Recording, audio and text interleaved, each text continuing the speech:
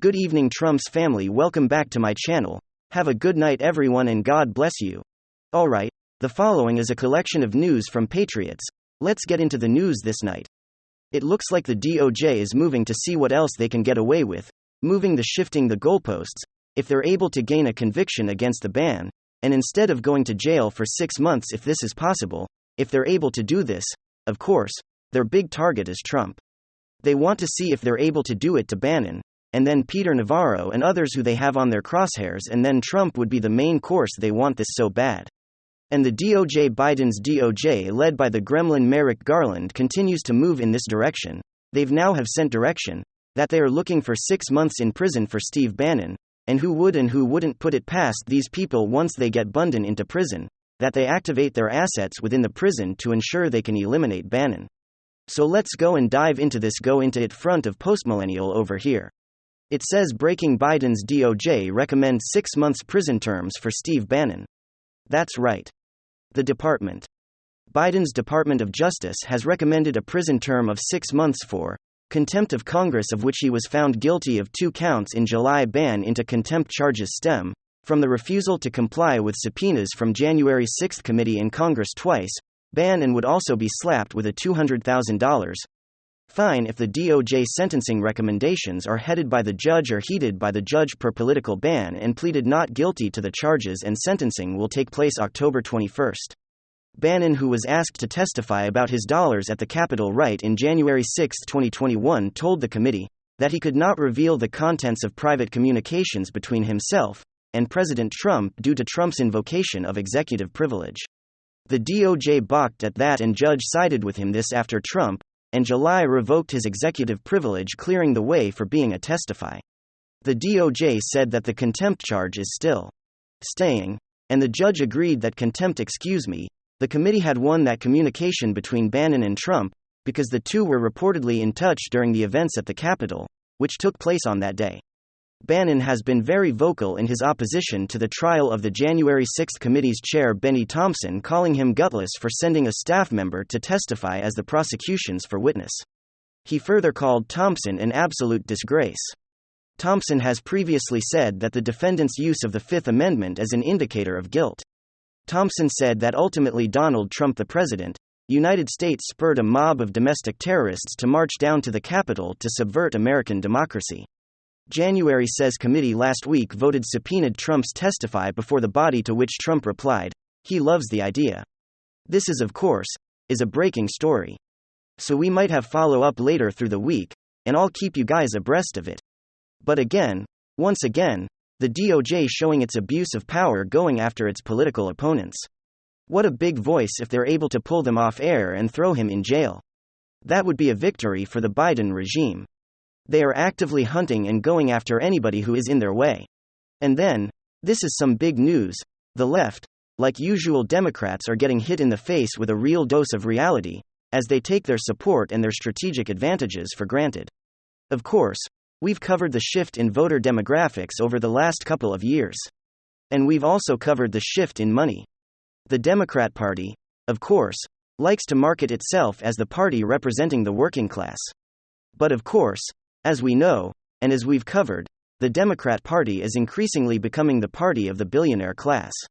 And of course, the elitist college-educated city-dwelling liberals, the Democrat Party has become the party of lobbyists and corporations and mega-tech billionaires, and of course, the party of Wall Street, which is of course kind of funny, considering it's the same party that's always going on about the 1% that even coined the term, quote, eat the rich. Well, of course, it's a little bit rich, but it's also kind of stupid. When it comes to a political tactic, Democrats have crafted this anti-wealth messaging platform of demonizing successful people. And let's just say it's back. Left-boids don't seem to understand, especially in a republic system, is that each state is kind of like its own country. And now you see all of these Democrat states that have demonized wealthy people are going after wealthy people in corporations, and what do you think's happening? Rich people, the billionaire class and massive corporations are saying, to hell with you, we're leaving. And folks, that continues to happen as another massive miscalculation from the Democrat Party starts backfiring spectacularly, and hundreds of millions of dollars is now flowing into the coffers of Republican campaigns. Alright, folks, we've got a bunch of different headlines we got to go through here. Let's start off with this one. Nike co-founder donates $1 million to Republican running for governor in Oregon. Nike co-founder Phil Knight has contributed $1 million towards Republican gubernatorial candidate Christine Drazan. This campaign in Oregon, according to KTU, Knight had previously donated $3.75 million to independent candidate Betsy Johnson's gubernatorial campaign, but has now shifted his sights to the right. Knight's spending spree shows a staunch opposition to the Democratic candidate for the governor's office. Tina Kotek. Knight's boost to Jason's campaign comes nearly 2 months after the candidate announced a steep increase in ad spending in August. The ad buys centered around her roadmap for flipping Oregon, which hasn't elected a Republican governor in decades. And this is serious, folks. We covered this race previously. It's a three-way race between a Democrat or Republican and an independent. The independent candidate in the gubernatorial race in Oregon has created almost like a three-way tie scenario where the Republican can actually win. Well, now you have one of the Nike co-founders injecting $1 million into the Republican candidates, shifting his support from the independent to the Republican, and left droids are losing it because they might lose Oregon, at least when it comes to the governorship. I mean, just think about it. The horrors Antifa might actually be held accountable for the terrorist acts on the street. But for real, folks, this is something that we're seeing more and more of. Democrats have taken everything for granted. I mean, it's basically what they do. America is the richest country on the planet. Therefore, we should have endless, limitless spending and free everything for everyone. They take the fact that America is the richest country on the planet for granted. They take money for granted, thinking it grows on trees, not understanding that America is the richest country on the planet because of free market capitalism, because it's one of the most business-friendly places on Earth. And they're certainly taking the billionaire class that supported them for, so many election seasons now in a row. They're taking that billionaire class for granted. And of course, slowly but surely the mega-wealthy donors that have supported their campaigns are starting to move away. This puts Democrats at a double disadvantage. They're already losing when it comes to grassroots support. You cannot out-compete, you cannot out-fundraise Donald Trump. His core, grassroots base of support is too powerful. I mean, Ron DeSantis and Donald Trump have so much money in their campaign coffers. I mean, it's almost unreal. The only advantage that Democrats have is big billionaire bucks, and they're slowly losing that advantage. And what did they think was gonna happen? I mean, just look at New York City, for instance, after everything they've done over the last 2 years, when it comes to lockdowns and crime and policing. Many of the city's wealthiest have packed up their bags and moved to the greener pastures or the sunny beaches of Florida. And now all of a sudden, and of course, shortly after all of that started happening, New York politicians started to beg them to come back, of course, because taxpayer dollars are involved.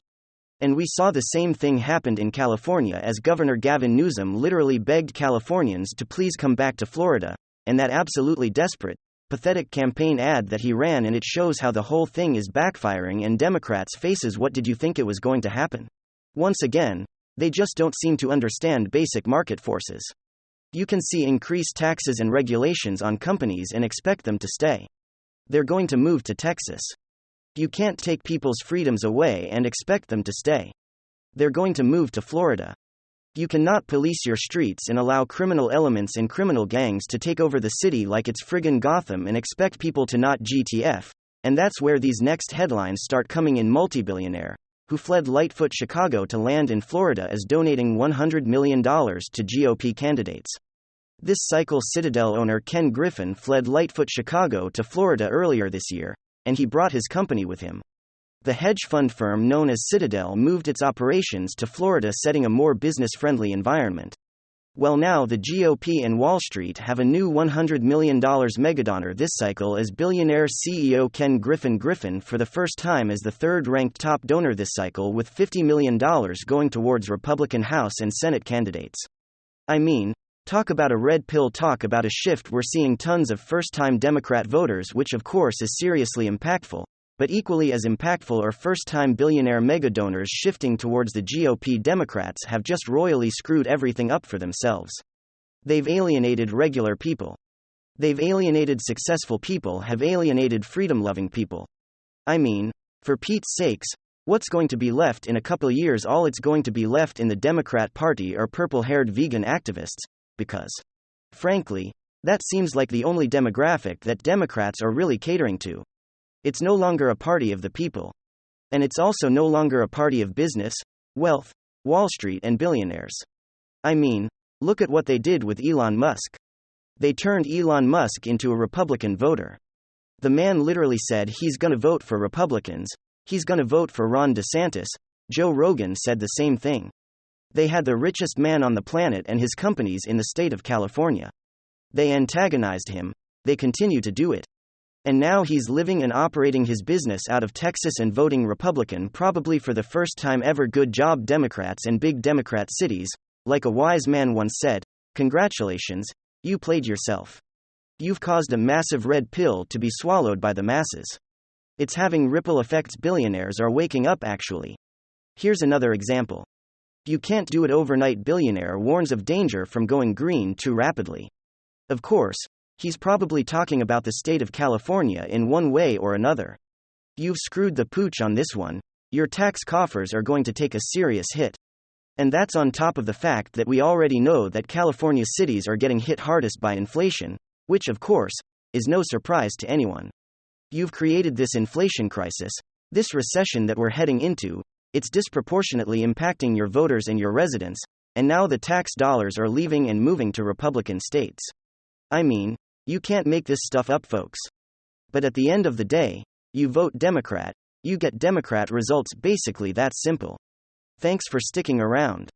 Follow me daily. I will do my best to show you. There's a lot of information that shows what's going on. Remember where we go. 1.